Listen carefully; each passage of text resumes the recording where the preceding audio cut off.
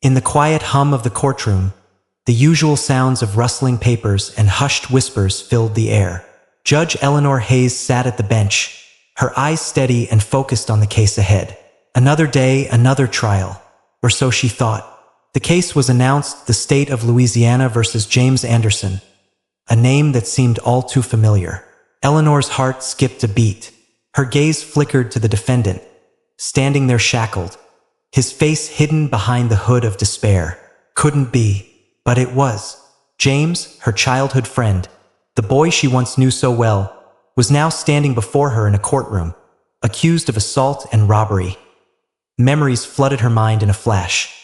Long summer days spent racing bicycles down dusty streets, secret midnight talks under the magnolia tree in her backyard, promises made between two kids who believed nothing could tear them apart. But life had a way of changing everything. Eleanor's heart tightened as she watched the man who once shared her world, now lost in a sea of mistakes and consequences. Her grip on the gavel faltered. For the first time in her career, Eleanor hesitated. She had to maintain the professionalism expected of her, but her mind raced. How could the carefree child she once knew end up here, accused of such crimes? And yet, the cold reality of the courtroom pressed in on her. She was the judge. She had to be impartial. But how could she separate the past from the present, the memories of friendship from the evidence of a crime? The room felt smaller. The walls seemed to close in. And in that moment, everything changed. Would Eleanor remain the judge, or would her personal history with James cloud her judgment? The stakes had never been higher. Eleanor's heart pounded in her chest as she watched James, shackled and silent, standing in front of her. The courtroom was a stark contrast to the days of their youth. It was sterile, impersonal, a place where rules and laws reigned supreme.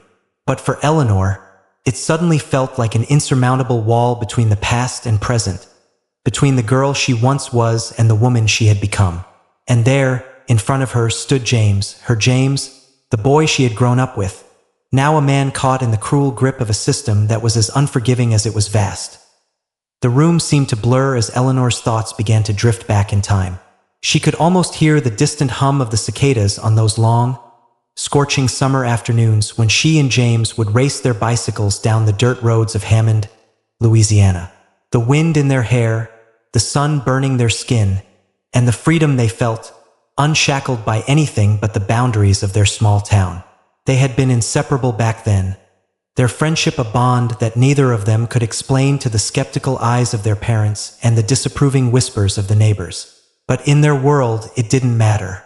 They had made promises, wild promises to each other in the secrecy of their shared dreams. They had vowed to always have each other's backs, no matter the distance or time that might separate them.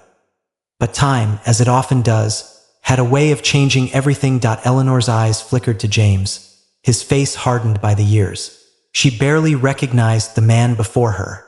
Gone was the carefree, laughing boy she had spent countless hours with, lost in their world of innocent secrets and plans for a future that now seemed so far out of reach. In his place stood someone she couldn't entirely understand. His shoulders were hunched, weighed down by years of hardship and poor choices. His skin, once so smooth, now carried the marks of a life lived on the fringes, a life she could hardly reconcile with the boy she had once known. But those eyes, those deep, soulful eyes, they were unmistakable. They were the same eyes that had always made her feel seen, understood, and loved in a way that no one else could. Her throat tightened, and for a moment, she couldn't breathe. The years had separated them, yes, but the distance between them now felt immeasurable. What had happened to him? Where had he gone? How had their paths diverged so drastically? She wanted to scream, to demand answers, but the courtroom was not the place for such personal questions. She was the judge. She had a job to do. The gavel was in her hands, and with it came the weight of responsibility. Her voice broke through the silence, firm and controlled, but inside, she was anything but steady. "Mr. Anderson," she began, her voice barely a whisper compared to the storm brewing inside her. "You stand accused of assault and robbery. How do you plead?" James looked up at her, and for the briefest moment, their eyes locked. A flicker of recognition passed between them, an unspoken acknowledgement of the shared history that no one else in the room could understand. His expression was a mixture of shock and resignation. He opened his mouth to speak, his voice rough, unfamiliar. "Not guilty, Your Honor," he said, his voice almost unrecognizable. Like it had been worn down by years of hardship and regret. Eleanor's heart clenched. The words cut through her like a knife. How could this be the same boy who had once promised to always be there for her? How could this be the same person who had been her partner in crime as they explored the world together, free from the constraints of their segregated town? She forced herself to focus. She had to separate the man standing before her from the boy she had once known. She had to be impartial. She was a judge. She couldn't afford to let personal feelings cloud her judgment. But how could she not? How could she stand there, knowing the person she had once shared her entire world with was now accused of such a crime? Her mind raced. The memories flooded in. James telling her about his dreams of leaving Hammond, of escaping the small-town life that seemed to trap him in a cycle of poverty and injustice. He had always been the dreamer, the one who saw the world as something more than just the place they were born into. He had always wanted to get out, to leave behind the whispers of their town, to go somewhere where people didn't judge him for the color of his skin or the place he called home. But Eleanor's world had been different. She had lived in a house with a white picket fence, the kind of house that her father was proud of. It was a modest home, but it was hers. It was the house where she had grown up, the house where she had learned to read, to study, to dream. It was where she had learned to navigate the unspoken rules of her segregated world. But it wasn't enough. It could never be enough for someone like James. She had always known that. The moment everything changed between them had come without warning. It had been the summer before high school, the summer when everything was supposed to stay the same, when they had promised to never let anything or anyone tear them apart. But it was then, when they were sitting on the porch, talking about their futures, that Eleanor's father had caught them. His voice had been cold, sharp, as he had ordered her inside. She had hesitated, looking at James, who stood frozen in place, his face unreadable. "Go on," he had said quietly, his voice tinged with resignation. "I'll see you around." And just like that, it had ended. No more stolen moments under the stars. No more promises of a future together. No more whispered secrets shared in the dark. Her father had forbidden her from seeing him again, and soon after, James's family had moved away. Eleanor had thrown herself into her studies, burying the ache in her chest as she worked toward a future that seemed so far away from the small-town life that had once felt like a cage. She had gone to law school, chasing dreams of fairness and justice. But in the quiet moments, James's memory lingered like a ghost. What had happened to him? What had his life been like after she had walked into that house and closed the door behind her? The questions gnawed at her, unanswered, as she sat there in the courtroom, watching him fight for his freedom into a tense silence as the prosecutor began speaking. Eleanor's mind drifted back to the present, reluctantly leaving the swirl of memories that had threatened to overtake her. She focused as she had to, but how could she? How could she separate her duty as a judge from the years of friendship that now lay in front of her? A friendship that seemed like a lifetime ago. The prosecutor's voice cut through the room, firm and steady, but Eleanor barely heard the words. He was painting a picture of James as the villain. The man who had stormed into a convenience store in Baton Rouge, assaulted a clerk, and made off with the cash. The prosecutor's description was clinical, as if James were a mere name on a file, as if he weren't the boy Eleanor had once known. "Mr. Anderson is no stranger to trouble." The prosecutor's words rang out, the tone cold and unforgiving. "A man who has been involved in petty theft and assault, a man who has now escalated to violence. We have the evidence to prove it." Eleanor clenched her jaw. Evidence? What evidence? The words echoed in her mind, but she couldn't focus on them. Her gaze was locked on James. He hadn't moved. He hadn't said a word since his plea. His face was unreadable. His posture slouched in a way that made him seem smaller, diminished. It was as if all the weight of his life was pressing down on him, making it impossible for him to stand tall. His eyes were lowered, his hands clasped tightly in front of him. Eleanor wished she could reach out, tell him everything was going to be okay. But she knew she couldn't. Not now. The courtroom was still. Every word from the prosecutor felt like it cut through Eleanor's chest. She wanted to scream, wanted to defend him, to shout that she knew him, that this couldn't be the same man who had once dreamt of leaving Hammond behind. But she couldn't. She had to keep it together. She had to remain impartial. She was a judge, after all. Her job was to uphold the law, to ensure justice, not to let the past cloud her judgment. The prosecutor went on, detailing the night of the alleged robbery. The store clerk had identified James as the man who had assaulted him and taken the cash. The witness had described the attacker as a man wearing a red hoodie, a detail that seemed insignificant at first but was now a key part of the prosecution's case. The footage from the store's security camera was grainy, but it showed someone in a red hoodie grabbing at the counter, causing the clerk to back away in fear. Eleanor's heart raced as the footage was shown. The figure in the video moved quickly, and though the quality of the video made it impossible to make out any clear features, there was a fleeting moment when the figure's posture seemed familiar. But could it really be him? Could it be James? She tried to make sense of it, tried to connect the dots, but everything felt clouded. The more she watched, the more the room seemed to close in on her. She couldn't think. She couldn't breathe. Was this the truth? Or was this just another story? Another version of events crafted to fit a narrative? She glanced at the jury. Their faces were impassive, their eyes glued to the screen, but Eleanor could feel the weight of their uncertainty, their skepticism. She wasn't the only one who was conflicted. The defense attorney, Lisa Porter, stood up. Eleanor watched her with a mixture of relief and apprehension. Lisa was young, but she had a confidence about her that Eleanor envied. She took a deep breath, her voice carrying across the room as she addressed the jury. "This is not as clear-cut as the prosecution would have you believe," Lisa said, her words calm but firm. "The evidence is flimsy, the witness testimony unreliable, and the video footage, well, I'm sure you can all see the issues with that. There's no certainty here. There's only assumption." Eleanor's heart clenched at Lisa's words. She was right, of course. There was too much doubt, too many unanswered questions. Yet the prosecutor had painted a clear picture, one that was hard to ignore. Lisa continued, laying out her defense. She argued that James had an alibi, that he had been walking home from a friend's house at the time of the robbery. But the friend, Lisa admitted, was unwilling to testify, citing fears of retaliation from the community. Eleanor's stomach twisted at the thought of what James had been through. Had it really come to this? A life of fear, of being trapped by the very town that had once been home.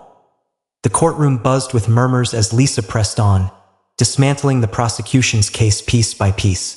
Eleanor watched, her mind racing as she tried to absorb every word.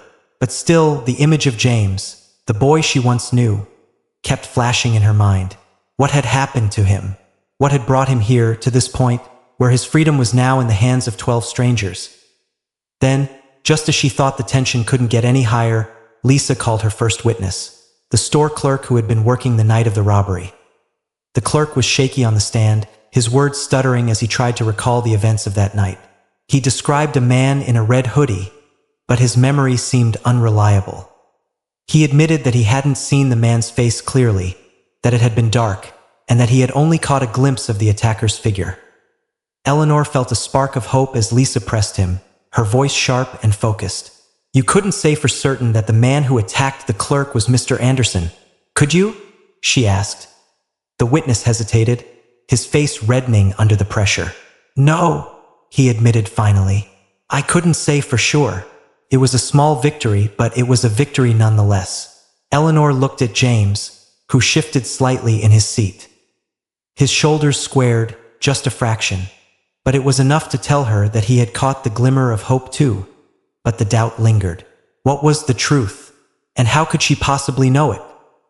The tension in the courtroom had reached a boiling point, and Eleanor could feel the weight of it pressing down on her chest. Every word, every piece of evidence, seemed to amplify the uncertainty that already gnawed at her. She had to make a decision, but how could she? The truth, it seemed, was slipping further and further from her grasp. Every time she thought she understood the case, Another doubt crept in, another question remained unanswered. The defense had done its job in creating cracks in the prosecution's case, but the prosecutor was not one to be easily deterred.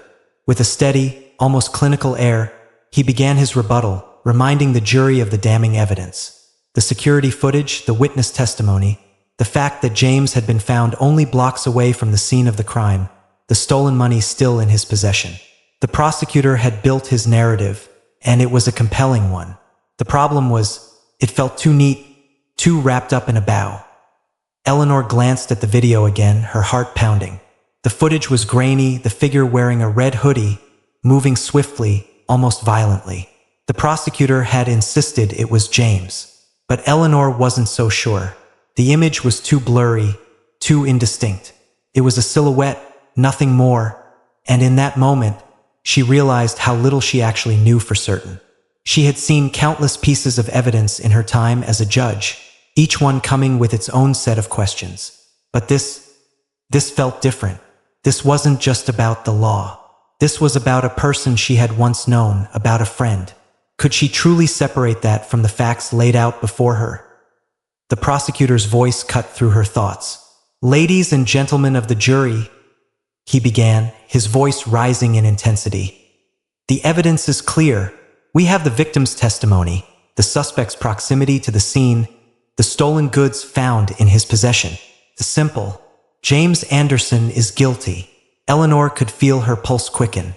She wanted to scream out, to defend him, to argue that this wasn't right. But she couldn't. Not here. Not now. She was bound by the law, bound to ensure that justice was served, no matter the personal cost. But how could she ignore the nagging feeling that something didn't add up? How could she not question whether James was truly the man in the video, or whether he had been unfairly targeted, just like so many others in his position? The defense had one final trick up its sleeve. Lisa Porter, ever calm and composed, rose to present the last piece of the puzzle, the testimony of a forensic analyst who had reviewed the security footage. Eleanor's attention snapped back to the courtroom. This was it, the moment that could turn the tide. The analyst, a man in his mid-40s, stepped up to the stand, his glasses glinting under the harsh fluorescent lights. He spoke with authority, but there was a quiet hesitation in his voice that made Eleanor uneasy. Based on the height and build of the individual in the video, the analyst began, "There is no definitive way to confirm that the man in the red hoodie is James Anderson. Furthermore, the timestamp on the footage has been altered, which raises significant doubts about its reliability." Eleanor's breath caught in her throat. Altered timestamp? That wasn't something she had expected. She glanced over at the prosecutor, whose expression had faltered for just a split second. The analyst continued, explaining the technical aspects of how the footage had been tampered with, and how that tampering could easily make the video unreliable. The room was silent. The jury was still, their faces blank, but Eleanor could see the shift in their demeanor. The analyst's words were like a crack in the foundation of the prosecution's case. Had they truly been relying on evidence that could be compromised? Had James been unfairly implicated based on faulty evidence? She felt a sudden rush of anger. Not at the prosecutor, not at James, but at the system itself. The system that allowed things like this to happen. As the forensic analyst finished his testimony, Lisa Porter stood up to cross-examine the prosecution's key witness, the arresting officer, Officer Daniel Harris. Eleanor could see where this was going, and she braced herself for what was coming next. This was the moment when everything could change. Lisa approached the witness stand, her voice steady as she addressed Officer Harris. "Officer Harris, you testified earlier that you arrested Mr. Anderson based on a vague description. Is that correct?" she asked. "Yes," Harris replied, his voice gruff. "You also mentioned that Mr. Anderson was walking 2 blocks from the scene of the robbery when you detained him. Is that correct?" "That's correct. But you never found a red hoodie in his possession, did you?" "No." "And you didn't conduct a search of the area around where you arrested him, did you?" Harris shifted uncomfortably in his seat. "No, we didn't have time. We had to act quickly." Lisa's eyes narrowed. "So, you arrested my client based on a vague description, with no physical evidence linking him to the crime. Is that correct?" Harris hesitated, his jaw tightening. Yes, the courtroom was deathly silent. The weight of Lisa's words hung in the air, thick and suffocating. Officer Harris had just admitted to the one thing that could unravel the entire case. The lack of evidence. Eleanor's stomach churned as she watched Harris, his confidence shaken. He was no longer the imposing figure he had been when he first took the stand. The cracks in the case were widening, and Eleanor could feel the weight of those cracks pressing down on her. How could she ignore the doubt that was now seeping into every corner of the trial? The prosecution had one final witness, a man who claimed to have seen James near the scene of the robbery. But as the witness spoke, Eleanor couldn't shake the feeling that something wasn't right. His testimony seemed rehearsed, too neat, too perfect. Had this man really seen James? Or was he just another piece of the puzzle that didn't quite fit? Eleanor's mind raced. The evidence was shaky at best. The prosecution's case had holes in it. The video was unreliable. The arrest had been made without solid evidence. She couldn't ignore the doubt that was gnawing at her. But she also couldn't ignore the life that had been laid before her. James Anderson, the boy she had once known, now stood accused of a crime he might not have committed. Eleanor's hands trembled as she gripped the gavel. The trial was far from over, but already she could feel the weight of the decision ahead. And for the first time in her career, she wasn't sure what the right decision was. The courtroom was still, every eye fixed on the defense table as James stood to testify. Eleanor's breath caught in her chest. She had been watching this trial unfold, each word, each piece of evidence, leaving her more conflicted than ever. But the moment James would speak for himself, felt like the breaking point. The truth, whatever it was, would come from him now, and Eleanor could only pray that the truth would be enough. James stood with a slight tremor in his hands, his shackles clinking softly as he walked to the witness stand. His movements were slower than she remembered, burdened by years of struggle and regret. The boy she once knew was gone, replaced by a man who had been weathered by life in a way that Eleanor couldn't begin to understand. His face was drawn, but his eyes, those deep, soulful eyes, still held something familiar, something she couldn't quite grasp. It was as if the years hadn't taken away everything. The core of who he was remained, somewhere beneath the surface. That as James took the oath, Eleanor's pulse quickened. She couldn't help but watch his every move, knowing the immense weight he carried in that moment. She had always believed in the power of words, in the idea that truth could rise above everything else. But would the truth she heard today be the same as the truth she remembered from years ago? James cleared his throat as he began to speak, his voice rough and worn. It was the voice of someone who had been broken by the world and was now struggling to find his place in it again. He looked out at the jury, his gaze unwavering, and for a moment, Eleanor thought he might be speaking to them alone. But then his eyes flicked to her. "I've made mistakes in my life," James began, his voice barely above a whisper, yet carrying a weight that made every word feel like a punch to the gut. "I've taken wrong turns, trusted the wrong people. I've done things I'm not proud of, but I didn't do this." Eleanor's heart clenched as she listened, and she could feel the weight of his words pressing against her chest. He wasn't pleading for sympathy. He wasn't asking for her forgiveness. He was simply telling them the truth, his truth. And Eleanor knew, deep down, there was no turning back now. His testimony would be the turning point in this trial. "I was walking home that night," James continued, his eyes fixed on the jury but his voice shaking slightly. "I was just minding my own business when they stopped me. They didn't ask any questions. They didn't care about what I had to say. They just saw a man, a black man, and decided that was enough. I was the one they wanted." Eleanor's breath hitched. She had known this. She had known the world was never fair to James, never fair to anyone who didn't fit into the neat little boxes society had created for them. But hearing him say it, hearing the pain in his voice as he relived that moment, struck her with an intensity she hadn't been prepared for. "They arrested me because I looked like the person they were looking for," James said, his voice gaining strength. "No questions, no investigation. Just a man in a red hoodie, and that was enough. They didn't care if I was innocent. They didn't care that I was just a guy trying to get home. They just wanted to make sure they could check the box. They just wanted someone to blame. Eleanor watched as James's hands clenched into fists, his knuckles white with the strain.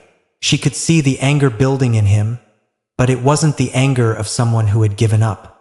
No, this was the anger of someone who had been robbed of their voice, their dignity, and now was finally being given the chance to be heard. "I didn't do this, Your Honor," James continued, his voice growing louder with every word. "I didn't rob that store. I didn't hurt anyone. But I've been living with the weight of this my whole life. And now I'm supposed to carry this? Carry this on top of everything else? Carry this and somehow prove to everyone that I'm more than what they think of me? I don't even know how much more of this I can take." The words hit Eleanor like a wave crashing against the shore. She could feel the rawness in his voice, the vulnerability that was slowly unraveling everything she thought she knew. This wasn't just a trial anymore. This wasn't just about whether James was guilty or innocent. This was about the very system that had failed him, the system that had failed so many others, and the weight of a life that had been written off long before he ever had the chance to prove himself. James paused, his eyes now fixed on Eleanor, and for a fleeting moment, she saw something in them, a flicker of the boy he used to be. It was brief, but it was enough. Enough to make her realize that this wasn't just a courtroom. This wasn't just a trial. This was a moment where everything he had endured, everything he had been through, was on display for the world to see. "I've been fighting my whole life, trying to be seen as more than just the color of my skin, more than just the mistakes I've made," James said, his voice quiet now, but with an intensity that made Eleanor's chest ache. "I've fought for my humanity, but now I'm here, accused of something I didn't do, and all I can ask is, what does it take to be seen as a person? What does it take to be heard? To not just be the criminal they've made me out to be." The room was silent. Eleanor could feel the eyes of the jury on her, could feel the weight of their judgment. She knew they were listening to every word, every syllable, but she couldn't look away from James. Not now. Not when he was finally telling his truth. Not when he was finally being heard in a way he had never been allowed before. "I didn't do this," James repeated, his voice barely a whisper. "I'm not a monster. I'm not what they say I am. I'm just a man who wants to live, who wants to be free." Eleanor's eyes blurred with unshed tears, and for a moment, she wasn't a judge. She was just a woman who had once shared a bond with this man, a bond that had been torn apart by a world that had never given either of them a chance. She looked at him, really looked at him, and saw the truth that he had been carrying all these years. The truth of who he was. The room seemed to hold its breath as James finished his testimony. There were no grand gestures, no dramatic pleas, just the raw honesty of a man who had been beaten down by life, but who refused to be broken. And in that moment, Eleanor knew that this trial was no longer just about the law. It was about something far bigger, something far more important, and the decision she was about to make, whatever it might be, would change everything. The air in the courtroom was thick with anticipation as the trial entered its final stages. Eleanor could feel the pressure mounting with every passing second, as the weight of the decision she was about to make settled deeper into her bones. The closing arguments were imminent, and the tension in the room was almost palpable. The years of law school, of sitting in judgment of others, now felt like they had led to this moment. This one agonizing moment when the truth, no matter how elusive, would have to be faced. The prosecutor, Richard Powell, stood first. His voice was measured, deliberate as he addressed the jury. He wasted no time in drawing the final lines of his argument, his words as cold and calculated as ever. "Ladies and gentlemen of the jury," Powell began, his eyes sweeping over the room with the calm certainty of a man who believed in his case. "The evidence is clear. We have a man who has been involved in minor offenses for years, a man whose record speaks for itself. And now we have him accused of something far worse, assaulting a clerk and robbing a store. The facts do not lie. The video footage, the witness testimony, the stolen cash found in his possession, all of it points to one undeniable truth. James Anderson is guilty." Eleanor felt a knot tighten in her stomach. Powell's words rang out in the room, echoing in her mind long after they had left his lips. It was clean. It was neat. It fit the narrative the prosecution had built over the course of the trial.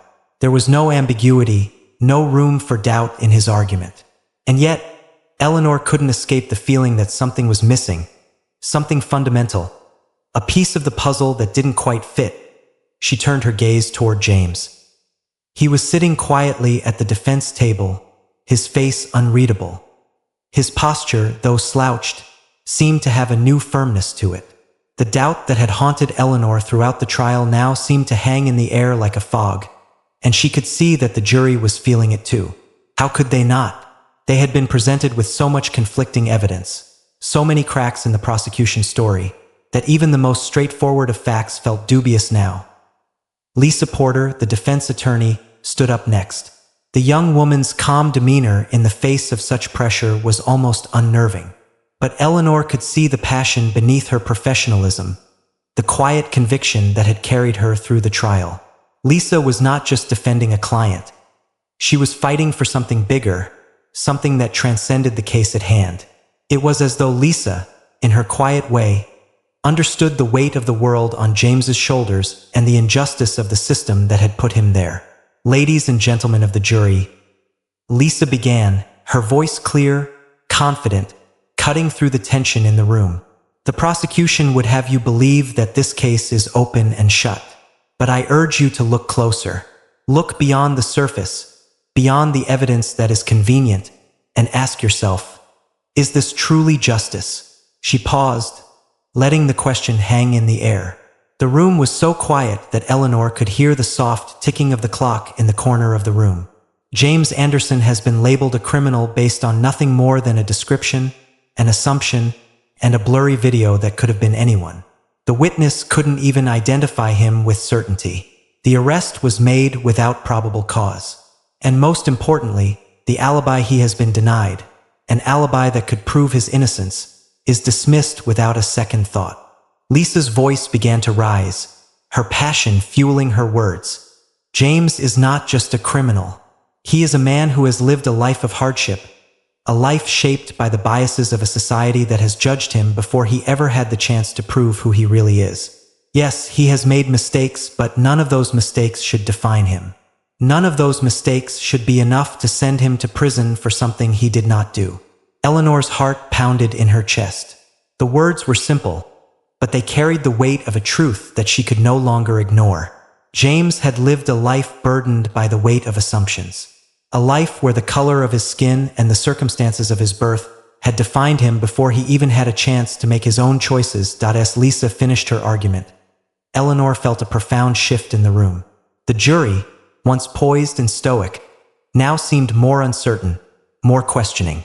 The confidence that Powell had instilled in them was beginning to waver, replaced by the seed of doubt that Lisa had planted. The courtroom adjourned for the deliberations, and Eleanor remained seated at the bench, her mind racing. What was the truth here? Was James guilty, or was he yet another victim of a system that had failed to see him for who he truly was? Eleanor's heart ached with the weight of the decision she had to make. No matter which way the jury leaned, it would be her final word, her judgment, her responsibility to uphold the law. But could the law truly serve justice in this case? Could it ever account for the lives it touched, the souls it changed, the people it failed? The jury filed out, leaving the courtroom in a thick silence that seemed to stretch on forever. Eleanor watched them leave, knowing the decision was now in their hands. They would deliberate, they would discuss, and in the end, they would return with a verdict that could change everything. But as the minutes turned into hours, Eleanor couldn't shake the feeling that this trial wasn't just about James Anderson anymore. It was about something bigger, a question of fairness, of justice, of what it meant to be truly free. Would the jury see beyond the evidence and the video? Would they see James for who he really was, or would they succumb to the same biases that had defined him his entire life? The minutes stretched, and the weight of the decision felt unbearable. In that moment, Eleanor realized that justice wasn't just about the facts. It was about seeing the humanity behind them. And no matter what the verdict would be, she couldn't help but wonder if the truth was something that could ever truly be found within these walls. The courtroom was tense as the jury filed back in, the air thick with anticipation. Eleanor sat at the bench, her hands clasped tightly in front of her. Her heart raced as the doors closed behind the jury, each one of them bringing with them the weight of a decision that could change everything. She had seen countless trials in her career, but this one felt different. It wasn't just about the law. It wasn't just about the facts. It was about something much deeper: the human cost of justice, the pain of being misunderstood, the challenge of finding truth when so many forces seemed determined to obscure it. And now it was up to the jury to decide. The foreperson stood, holding the verdict in her trembling hands. For a brief moment, time seemed to stretch, every second stretching into eternity. Eleanor could feel the eyes of the room on her, the energy crackling in the air. The jury's decision wasn't just about guilt or innocence. It was a reflection of a system that had failed so many, a system that had to prove it could rise above its imperfections. "Madam Judge," the foreperson's voice echoed in the room. "In the case of the state of Louisiana versus James Anderson, we the jury find the defendant not guilty." The words rang out like a bell, each one resonating with an intensity that left Eleanor momentarily breathless. The courtroom erupted. Some of the spectators gasped in surprise. Others let out relieved sighs, as if the weight of an unjust burden had been lifted. James, sitting at the defense table, let out a shaky breath, his shoulders sagging with relief. For the first time in what felt like forever, the shackles of his past, of his accusations, seemed to loosen. Just a little. Eleanor's heart swelled, but it was tempered with something else, something complex. Yes, James was free, but the journey to this point had exposed just how broken the system could be, how easily someone could be caught in its gears and crushed beneath them. There was no true victory in the courtroom today. There was only the faint hope that perhaps, just perhaps, the truth had found its way to the surface. "Mr. Anderson," Eleanor said, her voice steady but soft, "you are free to go." James stood, his body slightly trembling as he made his way to the front. His eyes met Eleanor's, and in them, she saw something she hadn't seen before. Not the bitterness, not the anger, but a quiet understanding. An understanding that perhaps, just perhaps, he had been seen, truly seen, for the first time in a long while. As he signed the release papers, Eleanor felt a sense of closure. It wasn't complete.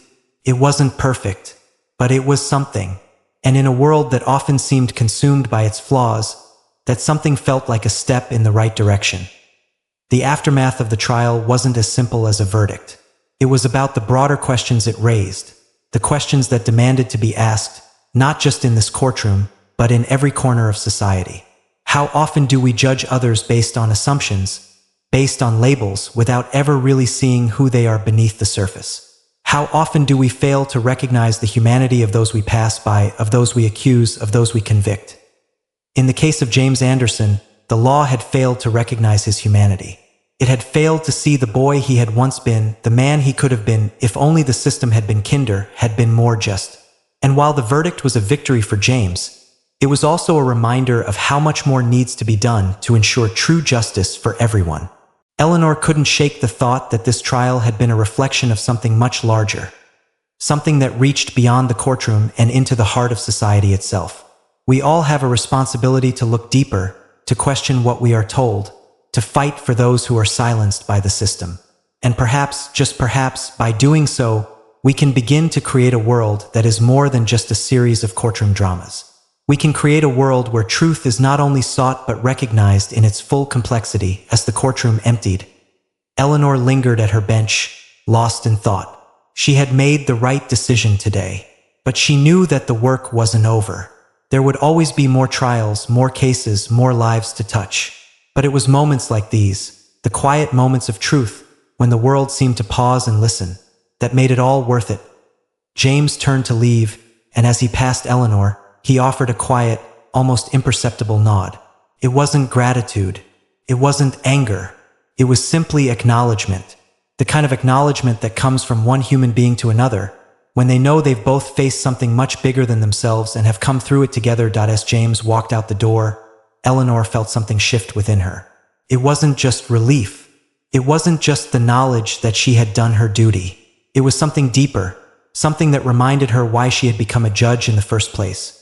to fight for justice not as a concept, but as a living, breathing force that could change the world, one verdict at a time. Thank you for reading this powerful story. If you found it moving and thought-provoking, be sure to subscribe to our channel for more captivating stories and educational content.